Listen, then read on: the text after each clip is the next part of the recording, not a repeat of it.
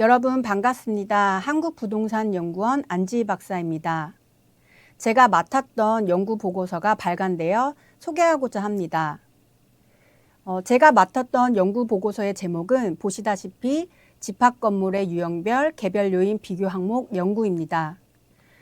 그 제목에서 알 수 있듯이 평가사 분들이 실무에서 활용하고 계시는 개별 요인 비교표를 개정하는데 밑거름이 되는 연구로 볼 수 있습니다. 본 발표는 연구 보고서에 어떤 내용이 담겨져 있는지를 간단히 소개하는 자리며 발표는 다음과 같은 순서로 진행이 됩니다. 첫 번째 서론에서는 연구의 배경, 목적, 그리고 연구 보고서의 구성, 그리고 연구의 범위에 대해서 간략히 이야기하고 이어서 그 개선안 도출 과정, 즉 연구 방법에 대해서 설명을 간단히 하겠습니다.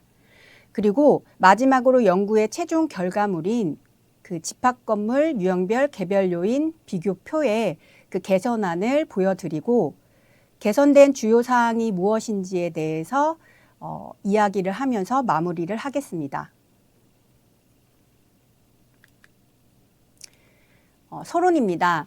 연구 배경 및 목적을 살펴보시면 집합건물을 일괄 감정평가할 때 원칙적으로 거래사례 비교법을 적용하며 그 물건의 유형 또는 종별 특성에 따라서 지역 요인이나 개별 요인 등의 가치 형성 요인을 비교하게 해야 합니다.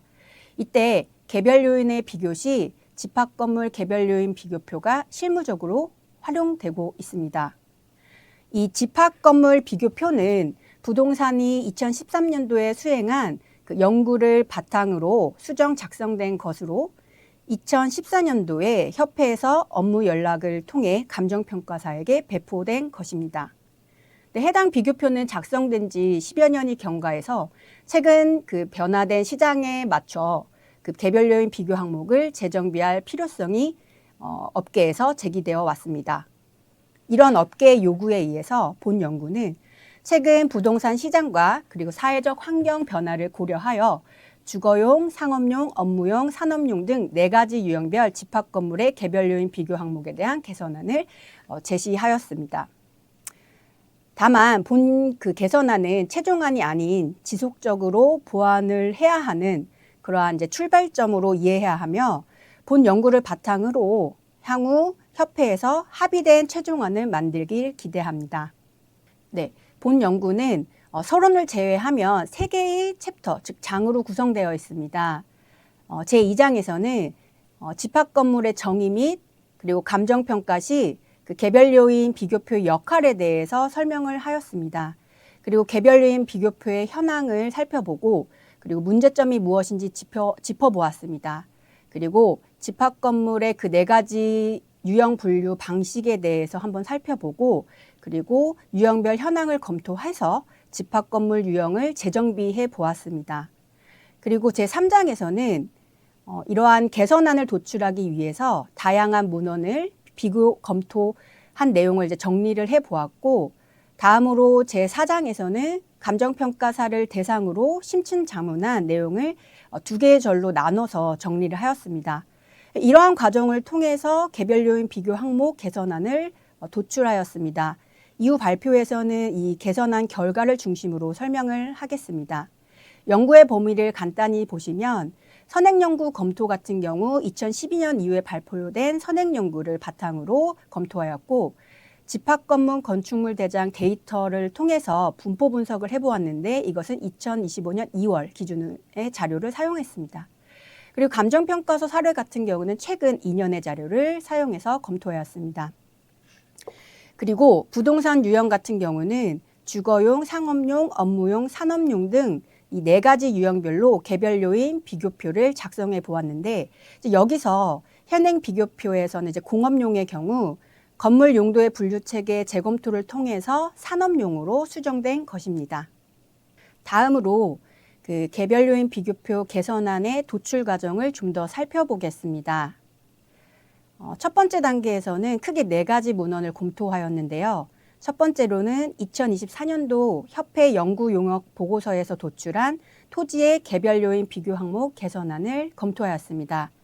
그리고 건물 용도별 가치 형성 요인을 실증 분석한 학술 논문들을 검토하였고, 그리고 공동주택 공시가격 조사 산정 지침 상에서 가치 형성 요인 부분을 살펴보았습니다.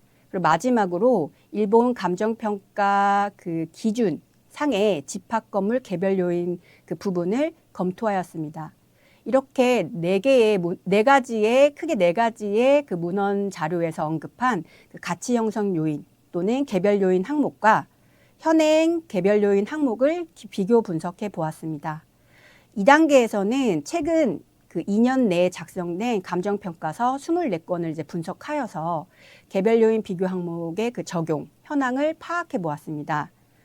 이러한 사례를 이제 통해서 현행 비교표의 한계, 그리고 개선 방향, 그리고 비교 항목 개선 등에 관해 이제 고려할 사항을 도출하였습니다.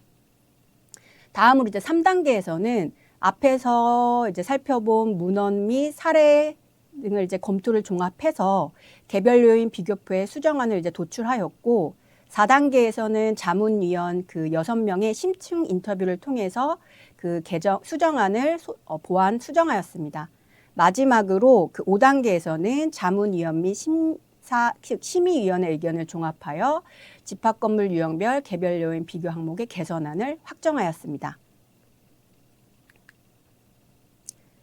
이제 결과적으로 본 연구에서 최종 도출한 그 비교 항목 개선안은 기존 비교 항목과 비교했을 때 5가지 측면에서 개정 또는 개선되었습니다. 먼저 공업용을 산업용으로 변경하였습니다. 그래서 주거, 상업, 업무, 산업용의 비교표를 제시하였습니다. 그리고 두 번째로 그 한 개의 동의 집합 건물이나 또는 단지를 이룬 집합 건물에 모두 적합할 수 있도록 그 요인 구분 명칭을 좀 보완해 보았습니다. 즉 단지 용어를 가로 안에 넣어서 표현을 하였습니다. 그리고 세 번째로 건물의 그 세부 종별 시장의 특수성을 좀 고려할 수 있도록 주거용의 경우 오피스텔, 다세대 연립주택, 그리고 산업용의 경우 지식산업센터에 적합한 비교 항목을 추가로 구성을 해보았고, 해당되는 항목은 표 주석에 명시하였습니다. 그리고 네 번째에서 그 현행 비교표는 2단계 체계, 즉 요인 항목 아래 세부 항목 이렇게 2단계 체계로 구성되어 있는데, 이번 개선안에서는 3단계 체계, 즉 요인, 그리고 하위 항목으로 비교 항목, 그 하위 항목으로 세부 항목 이렇게 3단계 체계로 바꾸어 보았습니다. 단 세부 항목 같은 경우는 예시적 성격임을 명시하였습니다. 마지막으로 집합 건물 4가지 유형별 비교 항목 전반을 이제 재정비하였는데요.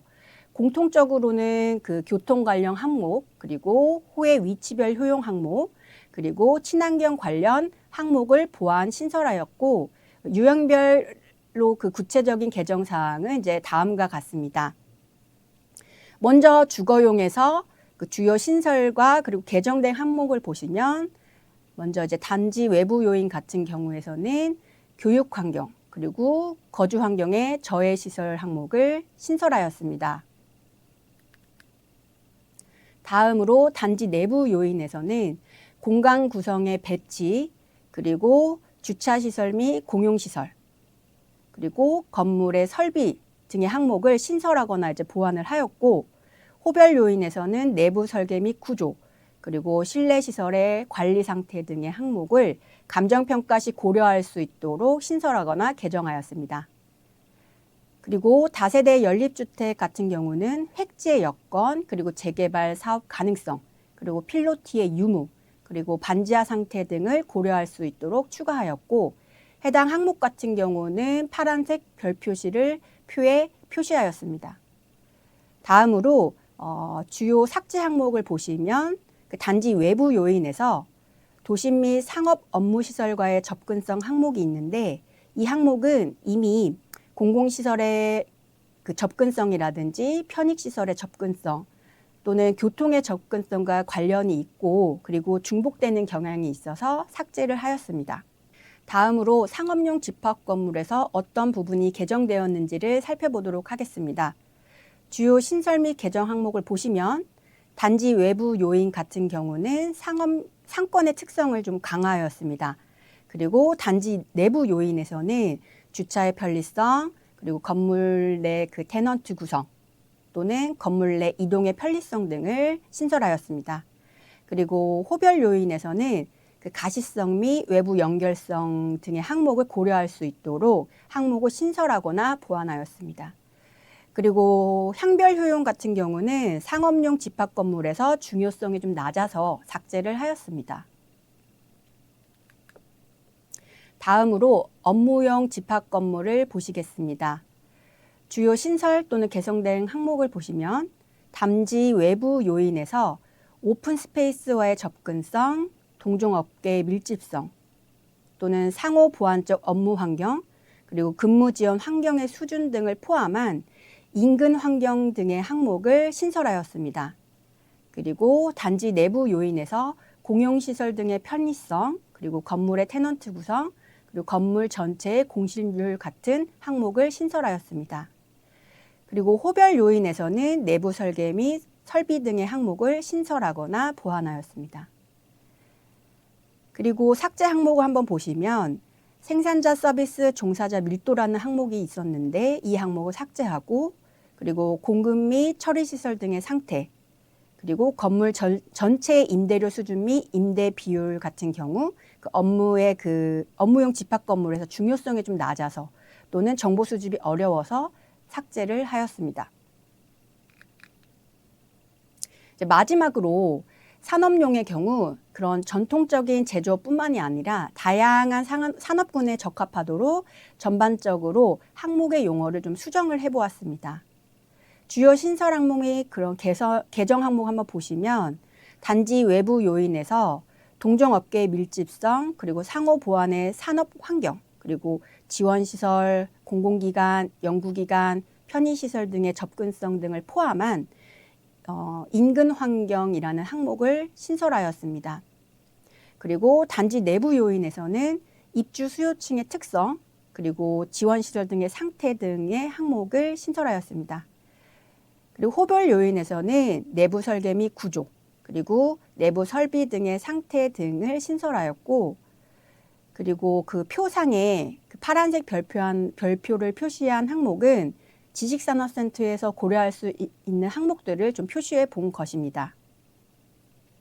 그리고 산업용 집합 건물의 특수성을 이제 좀 고려해서 기타 요인에 거래, 용도, 업종 등의 제한 등을 포함한 행정적 규제 항목을 신설하였습니다. 그리고 삭제 항목을 보시면 전유 면적의 비율, 그리고 향별 효용 등은 중요성이 낮아서 삭제를 하였습니다.